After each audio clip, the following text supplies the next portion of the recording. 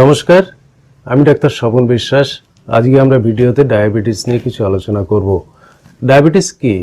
এবার ইনসুলিন নামক এক প্রকার হরমোন, যেটা আমাদের অগ্ন্যাশয় থেকে বের হয়, সেই হরমোন রক্ত থেকে গ্লুকোজকে কোষের মধ্যে পৌঁছাতে সাহায্য করে। কোনো কারণে যদি ইনসুলিন কমে যায় বা আমাদের যদি প্যানক্রিয়াস নষ্ট হয়ে যায়, তখন ইনসুলিন থাকে না এবং রক্ত থেকে গ্লুকোজ কোষে পৌঁছাতে পারে না, আমাদের কোষগুলো খাদ্য পায় না এবং রক্তে গ্লুকোজের মাত্রা বেড়ে যায়। ডায়াবেটিস রক্তে শর্করার মাত্রা বা গ্লুকোজের মাত্রা বেড়ে যাওয়া। আমরা যে সমস্ত কার্বোহাইড্রেট খাবার খাই, সেখান থেকে রক্তে আমাদের গ্লুকোজ পৌঁছায় এবং সেই গ্লুকোজ রক্ত থেকে কোষে পৌঁছায় এবং কোষ সেই গ্লুকোজ খায়, সেখান থেকে শক্তি সংগ্রহ করে। ডায়াবেটিস বর্তমান সময়ের একটি সবথেকে বড় সমস্যা এবং আমরা যতজন লোককে দেখতে পাই বা যাদের রক্ত পরীক্ষা করে ডায়াবেটিস ধরা পড়ে, তার থেকে আরও অনেক লোক আছে যাদের ডায়াবেটিস আছে অথচ ধরা পড়ছে না। আমরা যদি প্রাথমিক উপসর্গগুলো জানতে পারি, এই ভিডিওতে যেটা আমি আলোচনা করব, তাহলে কিন্তু আমরা সহজে রক্তে সুগারের মাত্রা পরীক্ষা করে নিতে পারি এবং ডায়াবেটিস আমরা ধরতে পারি বা তার চিকিৎসা করতে পারি।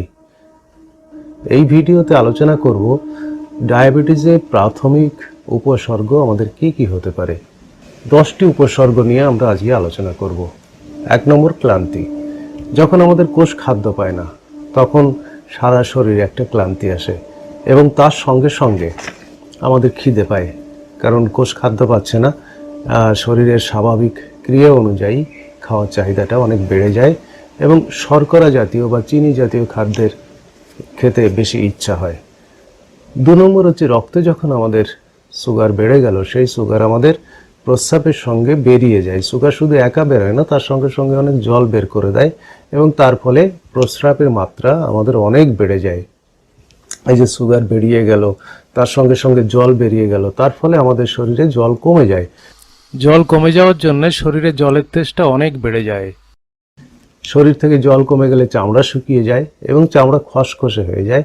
শুধু খসখসে নয়, চামড়াটা চুলকানি মতো হয়। পরের উপসর্গ, আমাদের এই শরীরের জলের সঙ্গে শুধু আমাদের শরীরেরই নয়, চোখেরও সম্পর্ক আছে। কারণ চোখের ভেতর জল দরকার, চোখের লেন্সের জল দরকার। সেখানেও যদি জল না থাকে, আমাদের দৃষ্টিশক্তি অনেক সময় কমে যায় বা ঠিকমতো আমরা দেখতে পাই না। যদি দীর্ঘমেয়াদী হয়, অর্থাৎ অনেক দিন ধরে যদি ডায়াবেটিস থাকে, তাহলে এর সঙ্গে সঙ্গে আরও কিছু কিছু উপসর্গ দেখা দেয়। যেহেতু রক্তে শর্করার মাত্রা বেড়ে যায় এবং বিভিন্ন বাইরের জীবাণু যারা শর্করা খেয়ে থাকে, যেমন বিভিন্ন ফাঙ্গাস, তার ফলে শরীরে যেসব জায়গায় আমাদের ঘাম জমে থাকে, সেখানে ফাঙ্গাসের আক্রমণ দেখা দেয়। এবং যেমন ধরুন আমাদের বগলে হতে পারে, যারা মহিলা আছে তাদের স্তনের নিচে যে চামড়ার ভাঁজ থাকে সেখানে হতে পারে। এছাড়া আগেই বলেছি যে দীর্ঘমেয়াদী যদি সুগার থাকে শরীরে, তাহলে নার্ভ এবং বিভিন্ন অঙ্গ প্রত্যঙ্গ আক্রমণ করে। তার ভেতর নার্ভই সব থেকে জরুরি। নার্ভ এবং রক্ত নালিকা, যেগুলো আমরা ব্লাড ভেসেলস বলি, নার্ভ আক্রমণ করলে যখন সুগার দীর্ঘদিন ধরে থাকে, তখন সেই নার্ভে আমরা কোনো শক্তি পাই না বা নার্ভের কোনো সেন্সেশন আমরা পাই না।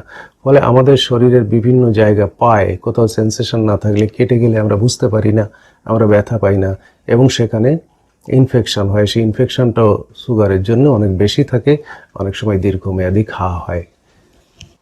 ডায়াবেটিস হলে যখন আমাদের রক্তের শর্করার মাত্রা বেড়ে যায় অথচ কোষ খাবার পায় না, সেক্ষেত্রে কোষ বিকল্প শক্তির সন্ধান করে এবং আমাদের শরীরে বিকল্প শক্তির উৎস আমাদের জমানো চর্বি এবং মাসেল বা মাংসপেশি। শরীর সেখান থেকে বিপাকীয় ক্রিয়ার মাধ্যমে শক্তি সংগ্রহ করে।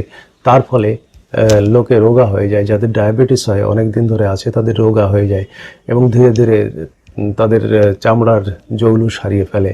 এটা টাইপ 1 ডায়াবেটিস বা অল্প বয়সে যাদের ডায়াবেটিস হয় তাদের ক্ষেত্রে বেশি হয়। এবং দ্বিতীয়ত, এই বিপাকীয় ক্রিয়ার মাধ্যমে যখন ফ্যাট থেকে খাদ্য সংগ্রহ করে, শক্তি সংগ্রহ করে কোষ, তখন তৈরি হয় কিটোন বডি। এই কিটোন বডি আমাদের শরীরে নানান ক্ষতি করে।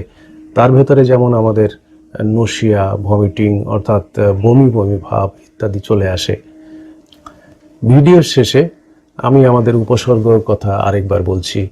প্রথম, আমাদের ক্লান্তি এবং অবসন্নতা। দ্বিতীয়ত, আমাদের প্রস্রাবের পরিমাণ বেড়ে যাওয়া। নাম্বার 3, আমাদের মুখ শুকিয়ে যাওয়া। নাম্বার 4, চামড়া শুকিয়ে যাওয়া এবং চামড়ায় অনেক সময় চুলকানি হয়। নাম্বার 5, আমাদের দৃষ্টি ঠিকমতো স্বচ্ছ নাও থাকতে পারে, অর্থাৎ দৃষ্টিশক্তির ব্যাঘাত ঘটে। নাম্বার 6, আমাদের যে সমস্ত চামড়ার ভাঁজ সে সমস্ত জায়গায় ফাঙ্গাস ইনফেকশন হয়। নাম্বার 7, আমাদের নার্ভগুলো যেগুলো অবশ হয়ে যেতে পারে বা অবসন্নতা হতে পারে। নাম্বার 8, কোথাও যদি কেটে যায় সেখানে আমাদের কিন্তু সারতে দেরি হয়। এবং 9 নম্বর উপসর্গ, আমাদের আস্তে আস্তে রোগা হয়ে যায়, শরীরটা আস্তে আস্তে পাতলা হতে শুরু করে। এবং 10ম উপসর্গ, যদি কিটোন বডি বেড়ে যায় দীর্ঘদিন ধরে, তাহলে আমাদের বমি বমি ভাব হতে পারে, বমি হতে পারে, ভালো লাগতে পারে না। এছাড়া যদি ডায়াবেটিস হঠাৎ করে আরও অনেক বেড়ে যায় তাহলে অনেক সময় কোমা বা অন্য কিছু হতে পারে। যেসব উপসর্গের কথা আলোচনা করলাম, আপনার যদি মনে হয়, কখনো সন্দেহ হয় যে আপনার ডায়াবেটিস হতে পারে এবং আপনি পরীক্ষা করাবেন, তাহলে কি কি পরীক্ষা করাবেন? 2 রকমের সুগার পরীক্ষা করা হয়, ফাস্টিং ব্লাড সুগার এবং পিপি ব্লাড সুগার। কিভাবে, কত ঘন্টা ফাস্টিংয়ে ব্লাড সুগার করাবেন, পিপি ব্লাড সুগার কিভাবে পরীক্ষা করাবেন, বা এছাড়া HbA1c করা হয়, যেটি এখন বর্তমান সময়ে ডায়াবেটিসের অন্যতম মাপকাঠি হিসাবে ধরা হয়, তার কিভাবে পরীক্ষা করাবেন সেসব নিয়ে পরের ভিডিওতে বিস্তারিত আলোচনা করব। ডায়াবেটিসের আরও বিভিন্ন বিষয় নিয়ে, ডায়াবেটিসের খাদ্য এবং অন্যান্য সমস্ত চিকিৎসা পদ্ধতি বা ডায়াবেটিসের কী কী কমপ্লিকেশনস হতে পারে সে সমস্ত নিয়ে আমরা পরের ভিডিওতে পরপর আলোচনা করব। সাথে থাকবেন। যদি নতুন আপনি দেখে থাকেন তাহলে চ্যানেলকে সাবস্ক্রাইব করুন এই ধরনের স্বাস্থ্য সংক্রান্ত আরও ভিডিও পাওয়ার জন্যে। যদি আমার চ্যানেলকে সাবস্ক্রাইব করে থাকেন তাহলে অনেক ধন্যবাদ। পরের ভিডিওর জন্য অপেক্ষা করুন। আশা করি ভিডিওটি আপনাদের ভালো লাগবে এবং এই সমস্ত উপসর্গ যখনই দেখা যাবে বা এই সমস্ত সন্দেহ যখনই হবে তখনই কিন্তু একবার সুগার পরীক্ষা করে নেওয়া অনেক ভালো। এবং এছাড়াও যদি কোনো উপসর্গ নাও থাকে তাহলে 40-এর উপরে বয়স হলে তাদের নিয়মিতভাবে একবার অন্তত সুগার পরীক্ষা করা দরকার। আশা করি ভিডিওটি আপনাদের কিছু উপকারে আসবে। সবাই ভালো থাকবেন, সুস্থ থাকবেন, ডায়াবেটিসকে নির্মূল করুন এবং আপনার সুগার আগে ধরা পড়ুক। নমস্কার।